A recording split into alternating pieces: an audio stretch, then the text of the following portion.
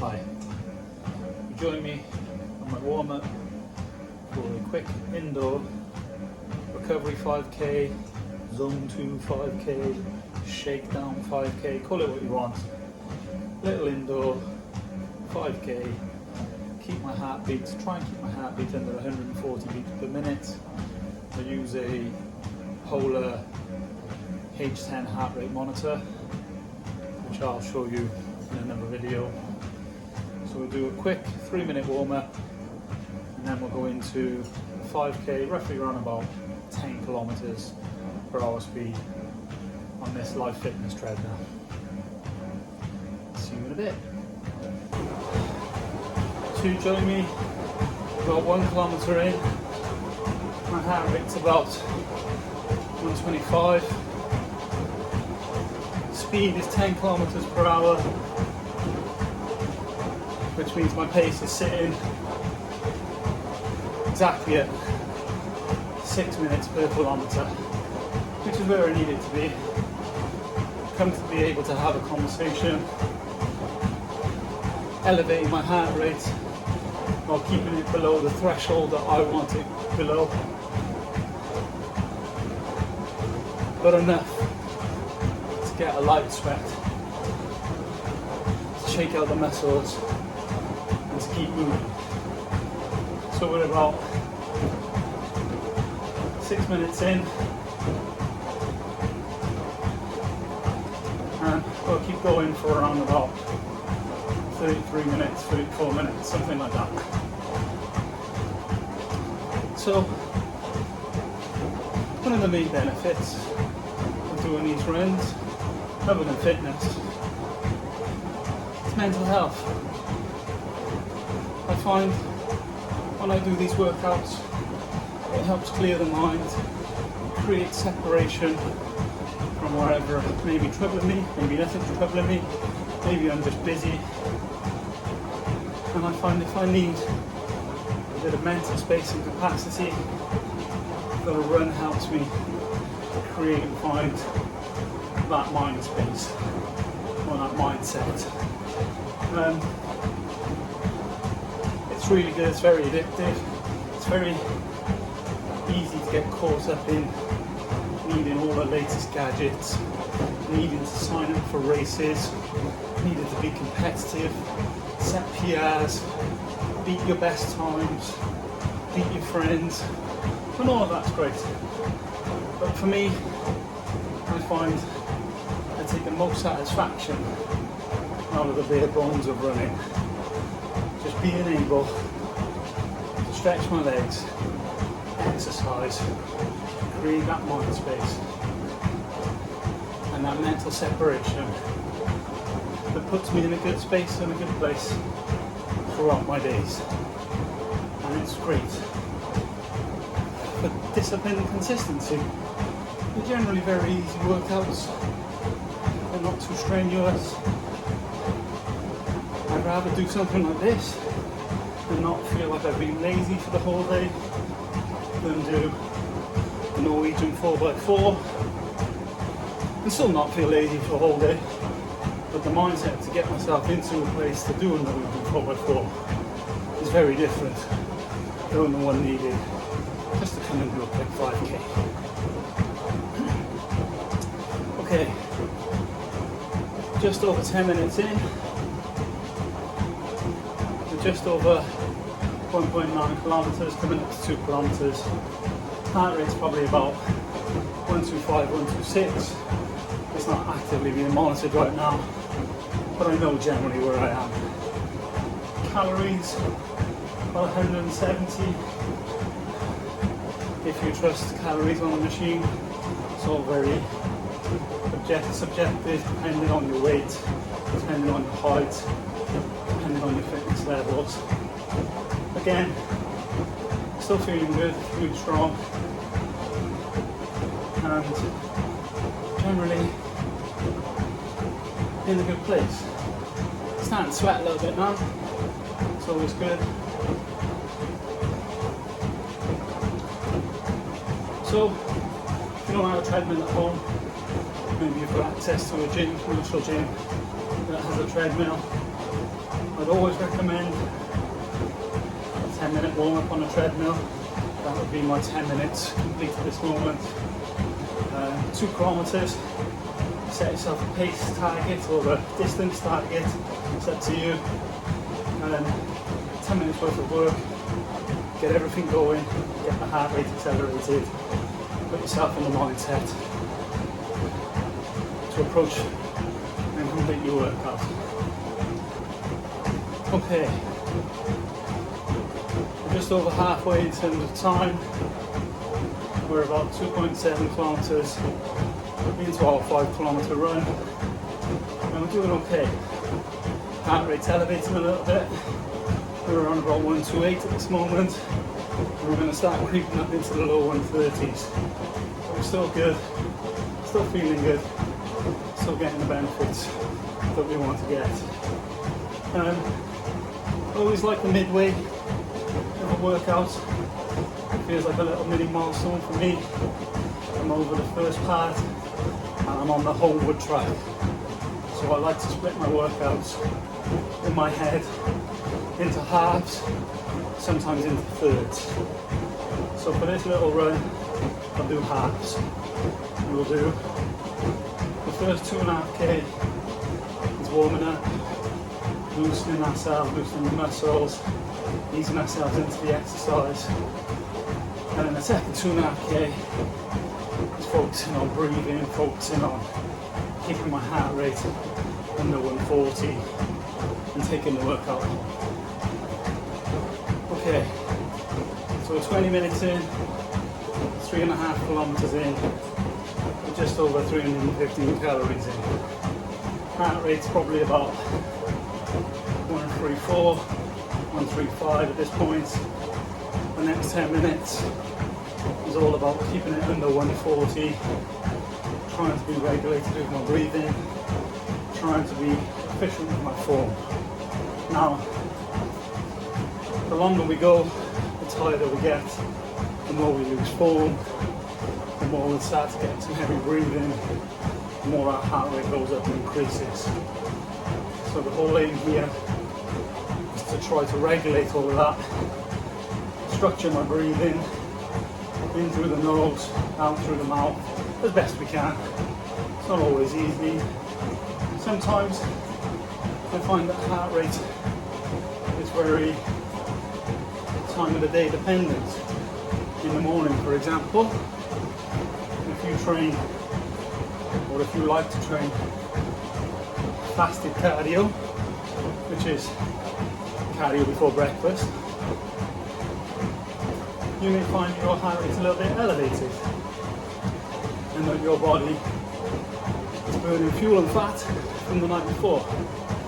And if you like to train around about midday or mid-afternoon, you may find that your heart rate is a little bit lower and that the fuel you're burning off is breakfast or lunch if you've had it. So don't beat yourself up too much on heart rate training, stats, this and that.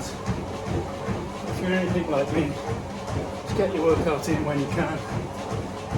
Set your goals early, and your goals may just be you did something that day, and that's good enough. It doesn't always have to be a PR. It doesn't always have to be 5k under 30 minutes, 5k under 25 minutes. This won't be anywhere near that.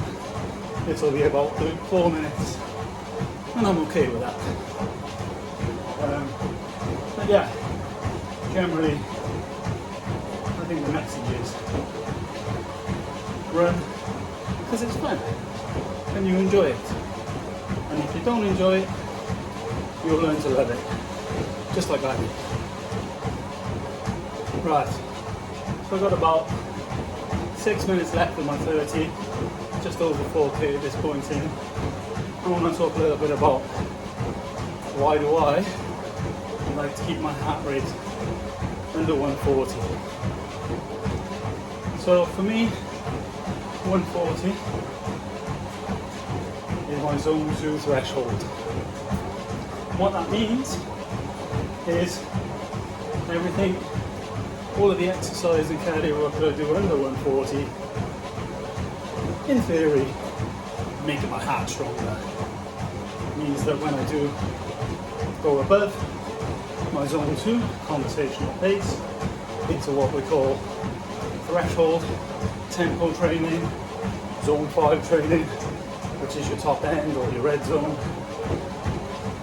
it means my heart's going to be stronger. So you'll often hear people say, go slower to go faster. And the reason they're telling you that is because you're keeping your heart under your zone 2 threshold. Now, how do we calculate zone 2? You can get very scientific, or you can just do what I do, which is generally take your max heart rate, and your max heart rate you can measure two ways, easily enough. One, with a heart rate monitor. As I mentioned earlier, I like to use the Polar H10. And two, you can do 220 minus your age.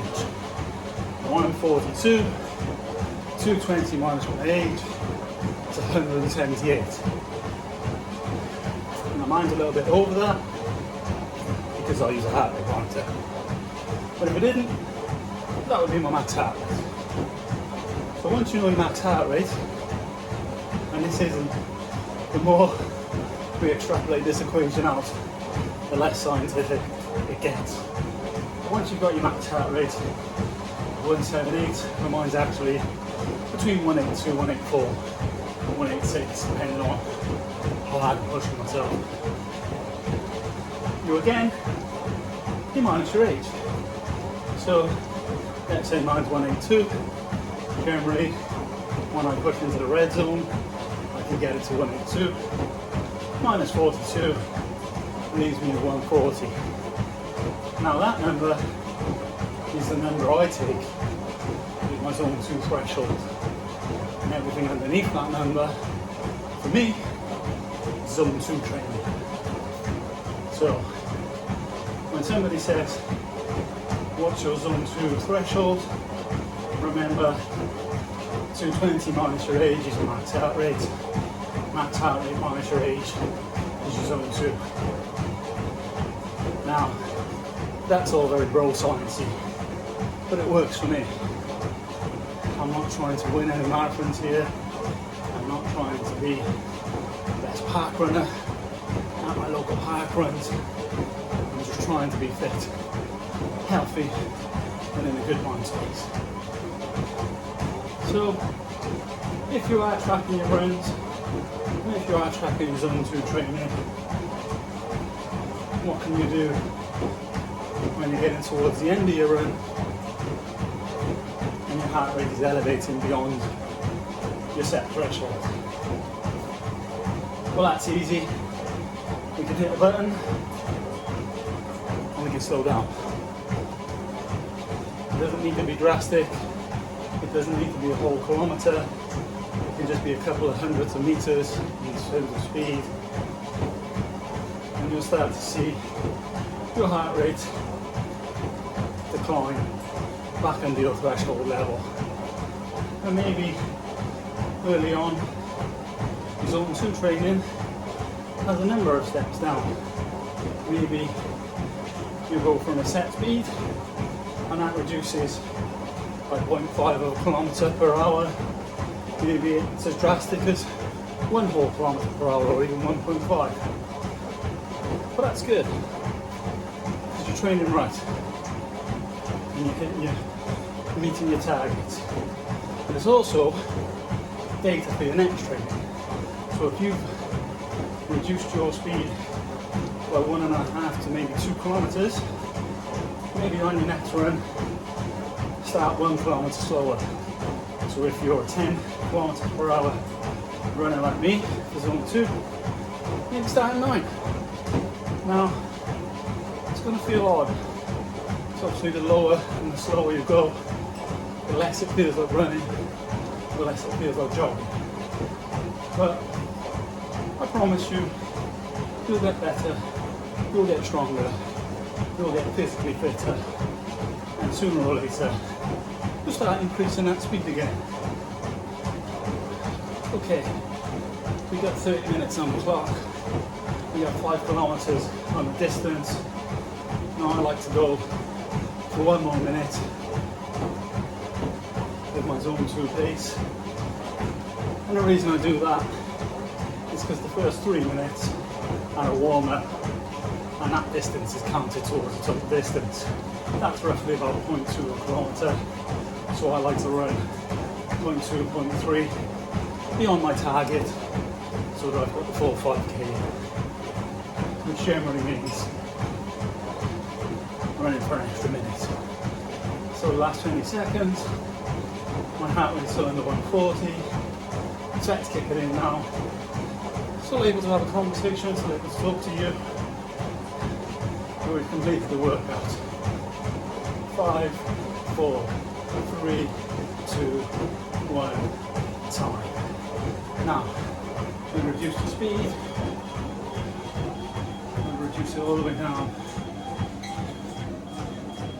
to a walk,